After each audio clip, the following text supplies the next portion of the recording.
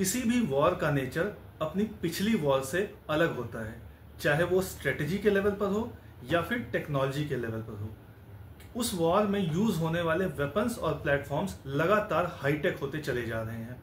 इधर बीच जो भी युद्ध हुए हैं उसमें आपने देखा होगा कि चाहे वो ड्रोन्स हों या फिर एयरक्राफ्ट्स हों या फिर मिसाइल्स हों, इनका यूज बहुत ही ज्यादा बढ़ गया है।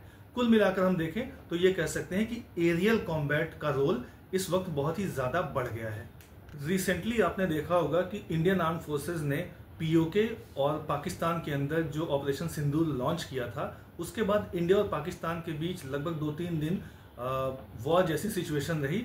उसमें भी एरियल कॉम्बैट का रोल बहुत ही ज़्यादा रहा। उसमें एयरक्राफ्ट्स हों, ड्रोन्स हों या फिर मिसाइल्स हों या फिर एंटी डिफेंस सिस्टम हो, इसका रोल बहुत ही ज़्यादा रहा। ये जो 3-4 दिन हुआ है, ये इस तरफ इशारा था कि आने वाले समय में जिसके पास एयर सुपीरियरिटी होगी उसके पास एज होगा। एयर सुपीरियरिटी का क्या मतलब है कि जिसके पास एयर प्लेटफॉर्म्स ज़्यादा अच्छे होंगे, जिसके पास मिसाइल्स ज़्यादा अच्छे होंगे, वेपन्स ज़्यादा अच्छे होंगे, उसके अलावा एंटी डिफेंस सिस्टम जिसका ज़्यादा बेहतर होगा, उसके पास एज होगा। इसी बीच डिफेंस मिनिस्ट्री की तरफ से एक बहुत इंपॉर्टेंट अपडेट आ रही है। इसमें कहा गया है कि डिफेंस मिनिस्ट्री ने 5th जनरेशन फाइटर जेट यानी कि एमका एडवांस मीडियम कॉम्बैट एयरक्राफ्ट के एग्जीक्यूशन मॉडल को अप्रूव कर दिया है। आज के वीडियो में हम जानेंगे कि एमका प्रोजेक्ट क्या है, 5th जनरेशन फाइटर एयरक्राफ्ट क्या होते हैं और इसके अलावा इस प्रोजेक्ट का इंडिया के लिए क्या स्ट्रेटेजिक इंपॉर्टेंस है।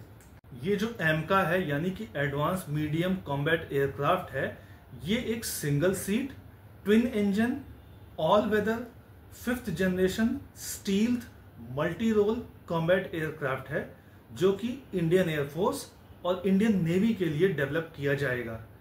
इसकी डिजाइन करेगा एडीए यानी कि एरोनॉटिकल डेवलपमेंट एजेंसी, जो कि मिनिस्ट्री ऑफ डिफेंस के अंडर में एक एयरक्राफ्ट डिजाइन एजेंसी है। ये एयरक्राफ्ट सिंगल सीट एयरक्राफ्ट है। इसका क्या मतलब है? इसका मतलब ये है कि इसमें एक पायलट बैठ के ऑपरेट करेगा। आपने देखा होगा कि कुछ ऐसे एयरक्राफ्ट होते हैं जिसमें 2 पायलट बैठते हैं, कुछ में 1 बैठते हैं, तो इसमें एक पायलट बैठेगा। हालांकि कुछ यूनिट्स ऐसे जरूर बनेंगे जिसमें जो ट्विन सीटर होगा, क्योंकि वो ट्रेनिंग पर्पस के लिए यूज किया जाएगा।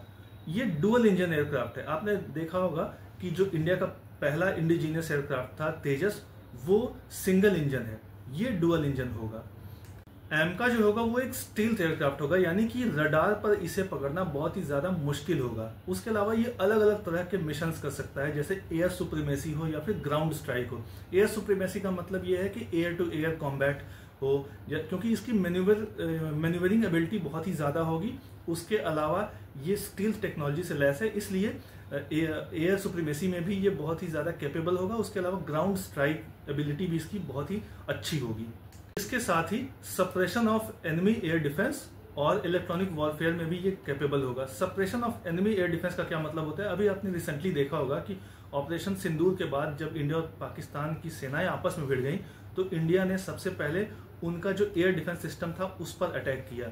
यानी कि एयर सुपीरियरिटी के लिए ये बहुत जरूरी है कि सामने वाली जो सेना है या जो भी एनिमी है उसके एयर डिफेंस को आप खत्म करिए, तो उसमें भी ये कैपेबल होगा।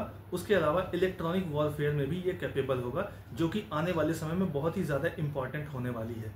एमका प्रोजेक्ट को 2010 में शुरू किया गया था। सबसे पहले इसकी फिजिबिलिटी स्टडी की गई, उसके बाद ये प्रिलिमिनरी डिजाइन फेज में गया, जहां पर इसके शुरुआती डिजाइन बनाए गए।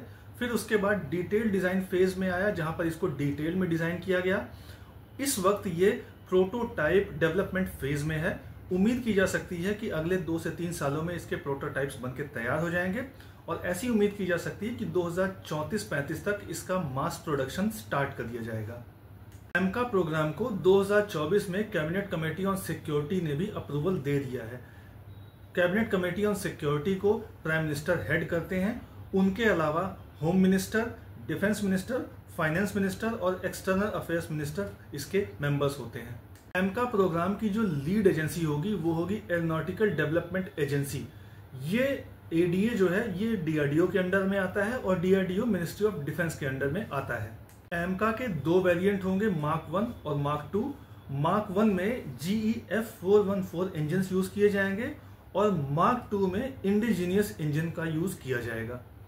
ये जो 5th जनरेशन फाइटर जेट्स होते हैं, इनके फीचर्स क्या होते हैं? पहला फीचर तो ये है कि ये ट्विन इंजन होगा। जैसे कि कोई भी 5th जनरेशन फाइटर प्लेन होगा उसमें 2 इंजन होंगे, सिंगल इंजन नहीं होगा। आपने देखा होगा 4th जनरेशन जो फाइटर जेट्स थे उसमें 2 इंजन भी होते हैं, सिंगल इंजन भी 4th जनरेशन फाइटर जेट्स हैं। जो हमारा तेजस मार्क 1 है वो 4th जनरेशन है, लेकिन उसमें 1 इंजन है। लेकिन 5th जनरेशन में ऐसा नहीं होता, 2 इंजन ही होते हैं उसमें। ट्विन इंजन का फायदा ये होगा कि उसमें सेफ्टी ज्यादा होगी, उस प्लेटफॉर्म की भी, साथ ही साथ उसमें जो पायलट हैं उनकी भी। और उसके अलावा एयर कॉम्बैट के सिनेरियो में अगर कोई इंजन फेल हो जाता है तो ऐसे में वो एयरक्राफ्ट बिना काम का हो जाएगा अगर उसमें सिर्फ 1 इंजन है। तो एयर सुपीरियरिटी के लिए भी ये बहुत जरूरी है कि उसमें ट्विन इंजन हो। तो 5th जनरेशन में ट्विन इंजन होते हैं। जनरेशन फाइटर जेट का एक और की फीचर ये है कि इसमें स्टील्थ कैपेबिलिटी होती है, यानी कि जो एनिमी रडार है वो इसको इंटरसेप्ट कर सके, इसकी प्रोबेबिलिटी बहुत ही कम होती है।